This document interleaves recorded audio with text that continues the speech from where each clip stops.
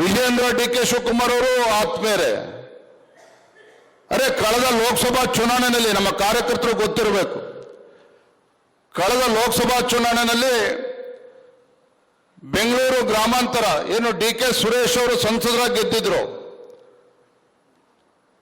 ನನಗೆ ಹಠ ಇತ್ತು, ಒಬ್ಬ ರಾಜ್ಯದ ಅಧ್ಯಕ್ಷನಾಗಿತ್ತು, ಗ್ಯಾರಂಟಿ ಭರಾಟೆನಲ್ಲಿ ರಾಜ್ಯದಲ್ಲಿ ಕಾಂಗ್ರೆಸ್ ಸರ್ಕಾರ ಅಧಿಕಾರಕ್ಕೆ ಬಂದಾಗ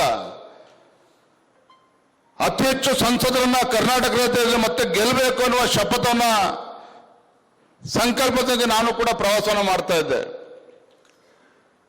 ಬೆಂಗಳೂರು ಗ್ರಾಮೀಣ ಕ್ಷೇತ್ರಕ್ಕೆ ಯಾರು ಅಭ್ಯರ್ಥಿ ಮಾಡಬೇಕು ಕಾಂಗ್ರೆಸ್ ಅಭ್ಯರ್ಥಿ ವಿರುದ್ಧ ಅಂತ ಹೇಳಿದಾಗ ನಾನೆಲ್ಲ ಲೆಕ್ಕಾಚಾರ ಮಾಡಿ ಡಾಕ್ಟರ್ ಮಂಜುನಾಥ್ ಆದ್ರೆ ಗೆಲ್ತಾರೆ ಅನ್ನೋ ವಿಶ್ವಾಸ ನಂಗೆ ಬಂದ ನಂತರದಲ್ಲಿ ಅವ್ರು ಬೆಂಗಳೂರು ನಾರ್ತ್ ಬೇರೆ ಬೇರೆ ಹೇಳಿದ್ರು. ನಾನು ಹೇಳಿದೆ, ಡಾಕ್ಟರ್ ಮಂಜುನಾಥ್ ಅವರೇ, ನೀವು ಬೆಂಗಳೂರು ಗ್ರಾಮೀಣ ಕ್ಷೇತ್ರದಿಂದ ನೀವು ಸ್ಪರ್ಧೆ ಮಾಡಿ, 100ಕ್ಕೂ ನೀವು ಗೆದ್ದು ಬಲ್ತೀರಿ, ಭಾರತೀಯ ಜನತಾ ಪಾರ್ಟಿ ಸಂಪೂರ್ಣ ನಿಮ್ ಬೆಂಬಲ ಕೊಡ್ತದೆ, ನಮ್ಮ ಕಾರ್ಯಕರ್ತರು ದುಡಿತಾರೆ, 100ಕ್ಕೂ ನೀವು ಗೆದ್ದು ಬರ್ತೀರಿ ಅನ್ನೋ ವಿಶ್ವಾಸನ ಅವ್ರಿಗೆ ಹೇಳಿದ್ದೆ.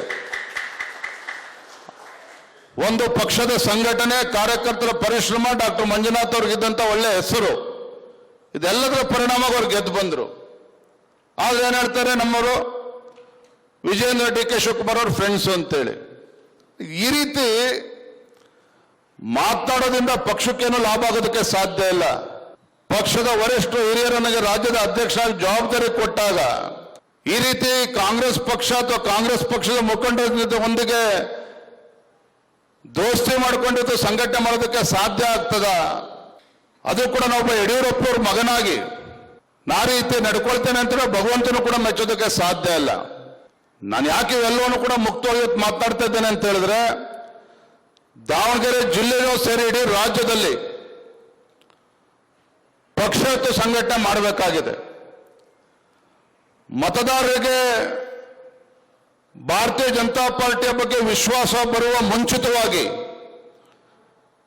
ರಾಜ್ಯದಲ್ಲಿರ್ತಕ್ಕಂಥ ನಮ್ಮ ಪಕ್ಷದ ಕಾರ್ಯಕರ್ತರಿಗೆ ನಮ್ಮ ನಾಯಕರುಗಳ ಬಗ್ಗೆ ಇವತ್ತು ವಿಶ್ವಾಸ ಬರಬೇಕಾಗಿದೆ.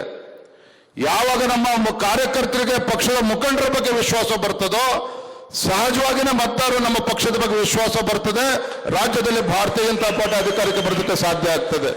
ಇವತ್ತು ಭಾರತೀಯ ಜನತಾ ಪಾರ್ಟಿ ಅಥವಾ ರಾಜ್ಯದಲ್ಲಿ ನಾವು ವಿರೋಧ ಪಕ್ಷ ಸ್ಥಾನದಲ್ಲಿ ನಾವು ಇದ್ದೇವೆ, ವಿರೋಧ ಪಕ್ಷದಲ್ಲಿ ಕುಳಿತುಕೊಂಡಿದ್ದೇವೆ. ಅದಕ್ಕೆ ನಾವು ಇವತ್ತು ವಿರೋಧ ಪಕ್ಷದಲ್ಲಿ ಕೂತಿದ್ದೇವೆ ಅಂತ ಹೇಳಿದ್ರೆ ಅದಕ್ಕೆ ಕಾಂಗ್ರೆಸ್ ಪಕ್ಷ ಎಷ್ಟು ಕಾರಣ,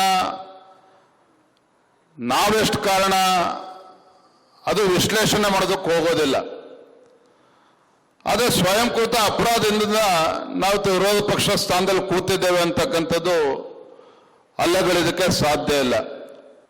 ಇವತ್ತೆಲ್ಲೋ ಒಂದು ಕಡೆ ನಾವು ಕೂಡ ಮುಖಂಡರುಗಳು ಇವತ್ತು ಒಗ್ಗಟ್ಟಾಗಿ ಒಂದಾಗಿ ಮುಂದೆ ಸಾಗಬೇಕಾದಂತ ಒಂದು ಅನಿವಾರ್ಯತೆ ಇದೆ. ಒಂದು ಕಡೆ ರಾಜ್ಯದಲ್ಲಿ ಒಂದು ಭ್ರಷ್ಟ, ರೈತ ವಿರೋಧಿ, ಬಡವರ ವಿರೋಧಿ, ಮಹಿಳಾ ವಿರೋಧಿ ಇವತ್ತು ಕಾಂಗ್ರೆಸ್ ಸರ್ಕಾರ, ಹಿಂದೂ ವಿರೋಧಿ ಇವತ್ತು ಕಾಂಗ್ರೆಸ್ ಸರ್ಕಾರ ರಾಜ್ಯದಲ್ಲಿ ಆಡಳಿತ ನಡೆಸ್ತಾ ಇದೆ. ಮತ್ತೊಂದು ಕಡೆ ನಮ್ಮ ಆಂತರಿಕ ಸಮಸ್ಯೆಯು ಕೂಡ ನಮ್ಮ ಕಾರ್ಯಕರ್ತರ ವಿಶ್ವಾಸ ಬರ್ತಾ ಇಲ್ಲ ಅಂತಕ್ಕಂಥದ್ದು ಕೂಡ ಅಷ್ಟೇ ಸತ್ಯ. ನಾನು ಪತ್ರಿಕಾ ಮಾಧ್ಯಮದ ಸ್ನೇಹಿತರಿಗೆ ಬಹಿರಂಗವಾಗಿ ಮಾತನಾಡ್ತಾ ಇದ್ದೇನೆ. ರಾಜ್ಯದ ಅಧ್ಯಕ್ಷನಾಗಿ ವಿಚಾರವನ್ನು ಹೇಳೋದಕ್ಕೆ ನನಗೇನು ಸಂಕೋಚ ಅಂತ ನನಗೇನು ಅನ್ನಿಸ್ತಾ ಇಲ್ಲ.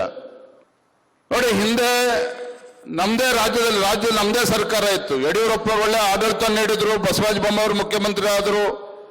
ಕಾಂಗ್ರೆಸ್ಸಿನ 40% ಭ್ರಷ್ಟಾಚಾರದ ಆರೋಪ ನಮ್ಮ ಮೇಲೆ ಬಂದಾಗ ಅದನ್ನ ಸರಿಯಾಗಿ ನಾವು ಎದುರಿಸದೆ ಸಾಧ್ಯ ಆಗದೇನೆ ಇವತ್ತು ವಿರೋಧ ಪಕ್ಷದಲ್ಲಿ ಕೂತಿದ್ದೇವೆ. ನಮ್ಮ ಆಂತರಿಕ ಸಮಸ್ಯೆಯಿಂದ ನಾವು ವಿರೋಧ ಪಕ್ಷದಲ್ಲಿ ಕೂತಿದ್ದೇವೆ. ಇದ್ರ ಪರಿಣಾಮ ಏನು, ನಾವು ಎಷ್ಟು ಜನ ಇದನ್ನು ಗಂಭೀರವಾಗಿ ಯೋಚನೆ ಮಾಡಿದೇವಲ್ಲ ನನಗಂತೂ ಗೊತ್ತಿಲ್ಲ. ನಾನು ಮೊನ್ನೆ ವಿಧಾನ ಪರಿಷತ್ ಚುನಾವಣೆ ನಮ್ಗೆ ಹಿನ್ನಡೆ, ನಾವು 2 ಸ್ಥಾನಗಳು ಗೆದ್ದಿದ್ದೇವೆ. ಆದರೆ ಕೆಲವು ಅಡ್ಡ ಮತದಾನ ಆಯಿತು ಅಂತ ಹೇಳಿದಾಗ ಸಾಕಷ್ಟು ಬೇರೆ ಬೇರೆ ರೀತಿಯ ಚರ್ಚೆಗಳು ಮಾಧ್ಯಮದಲ್ಲೂ ಕೂಡ ಆಯಿತು, ಸಾಮಾಜಿಕ ಜಾಲತಾಣಗಳಲ್ಲೂ ಕೂಡ ಆಯಿತು. ಒಂದು ರೀತಿ ನನ್ನನ್ನು ಅಪರಾಧಿ ಸ್ಥಾನದಲ್ಲಿ ನಿಲ್ಲಿಸ್ತಕ್ಕಂಥ ಷಡ್ಯಂತ್ರವೂ ಕೂಡ ನಡೆಯಿತು.